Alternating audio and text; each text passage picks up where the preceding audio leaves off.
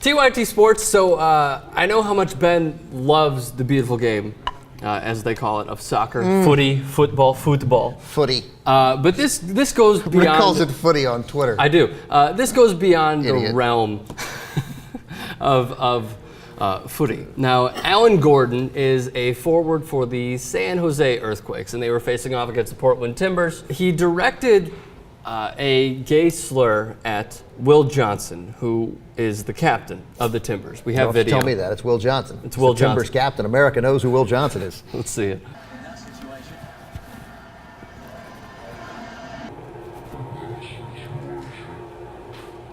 Now, thebiglead.com is reporting that he called him a fucking faggot. So look, he was ejected in the second half, not because of this, but because of He plays for two yellow cards. He plays for San Jose, right? Plays for San Jose. Now, the best part about this, as you will see, Ben, is in the second clip.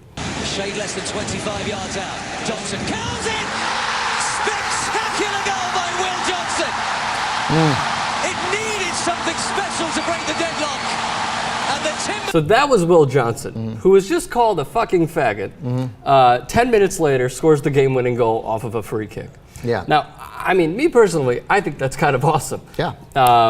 So, I mean, let me start with this. And he put out a statement. I'm not going to even read it. I mean, it's a lawyer written. The guy who Alan Gordon. Alan Gordon. So do you think 3 games is enough for Alan Gordon? I think that we have to start recognizing that sort of slur I think we have started recognizing that sort of slur used in a derogatory fashion, and I don't know that there's another way to use it, warrants something serious. I mean, if he'd called him an effing N-word, we would I think you might say that there was warranted more than 3 games. We wouldn't tolerate that anymore. Now, especially in the Bay Area, which is home to such a strong, vibrant... The game was in Portland. But a player who plays Yes. in the Bay Area, home to such a vibrant, strong, politically active, and leading gay community, I think it matters more that San Jose has to take sort of extra action, and I wouldn't be surprised if they do.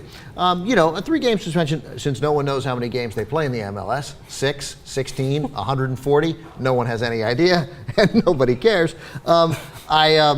I don't know how serious the suspension that is or how much money is involved. But this era has to, sports is unlike in the civil rights movement, unlike, as we do this segment here on April 15th and the what are we talking about then? The 66th anniversary of Jackie Robinson breaking the color barrier. Baseball stayed behind the times. The Army desegregated before baseball did. Baseball was trying to live as if it was still the 1920s. Sure. Sports is now on these gay issues, partially because there's so many athletes are not sort of on the cutting edge of thinking properly and progressively on this. Sports has Chris started, Culliver. Right, Chris Culliver, and many more. We keep hearing about, you can't gay guy in the locker room, what's he going to do? All this sort of nonsense, right? That now sports is taking the proper action, and we're starting to see it more and more. So, I think I think they need to crack down on this, and I would take it very seriously if I were soccer. No, I would too, and I think my personal feeling about it is, there's so much more that goes unnoticed because the cameras just randomly caught this. So I think with this being presented to all of us, and we're trying to make it a serious issue, make an example out of him. Suspend him 10 games. I mean, suspend him 15 games. You don't have to fine him a ton, but keeping him off the field and just making an example out of the few that we see, I think the MLS should go forward. 15 games, I'm sure MLS is a lot, and also, from a money point of view, I know these guys don't get paid that much, so any suspension, presumably without pay, is going to be a significant fine. These guys aren't making baseball, football, or basketball player money.